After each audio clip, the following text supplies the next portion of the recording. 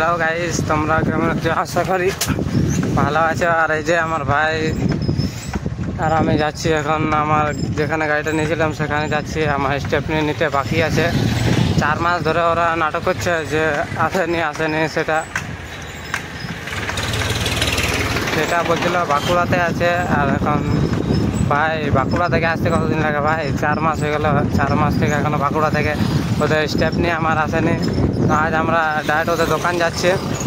দোকান যায় ওদের সঙ্গে কথা বলবো কি বলি কি না, ঠিক আছে? আর ভাই যদি তোমরা কেউ গাড়ি কিনতে চাও তো এখানে এসএস মোটরস যে ফাইন্যান্সারি আছে এখান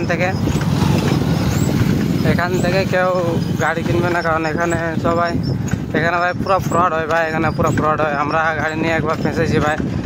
গাড়ি নিয়ে প্রচুর টাকা খরচা করেছি গাড়ির পেছনে, তবে যায় গাড়ি এখন আমাদের চলছে। স্টেপনি তো বাকি আছে। এটা তোমাদেরকে আজ পুরা ওদের কীর্তিটা দেখাবো যে ওরা কী করে। আর এই যে দোকানটা কোথায় আছে সেটা হচ্ছে পুরুলিয়াতে বটে। পুরুলিয়াতে দুলমি পেট্রোল পাম্প, সেখানে একদম সোজাসুজি দোকানটা পড়ে। তোমরা চাইলে দেখতে পারো। এদের ইউটিউব চ্যানেলও আছে, দেখবে। এদের ইউটিউব চ্যানেল আছে, যেখানে ইউটিউব চ্যানেলের নাম হচ্ছে এসএস মোটরস। দেখে নেবে তোমরা কেমনভাবে লোককে ঠকায়। হাই, চলো যাচ্ছি, দেখা যাক। তোমরা সবাই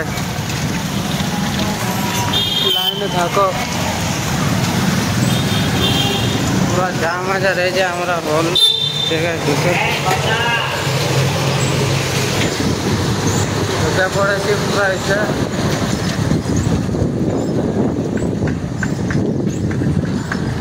চলো যাচ্ছি। এখানে প্রচুর আপ আছে। যেখানে আমার ভাই সাইকেল চালাতে ওর প্রচুর অসুবিধা হচ্ছে, তাই ভাবছি যে হেঁটে হেঁটে উঠবো। কিন্তু না, আমার ভাই হার মানেনি। সে তাকত লাগিয়ে যাচ্ছে, পুরো শক্তি লাগিয়ে যাচ্ছে। পুরো প্রচুর শক্তি লাগার পরে দেখো পুরো আপ হয়ে উঠছে, ঠিক আছে?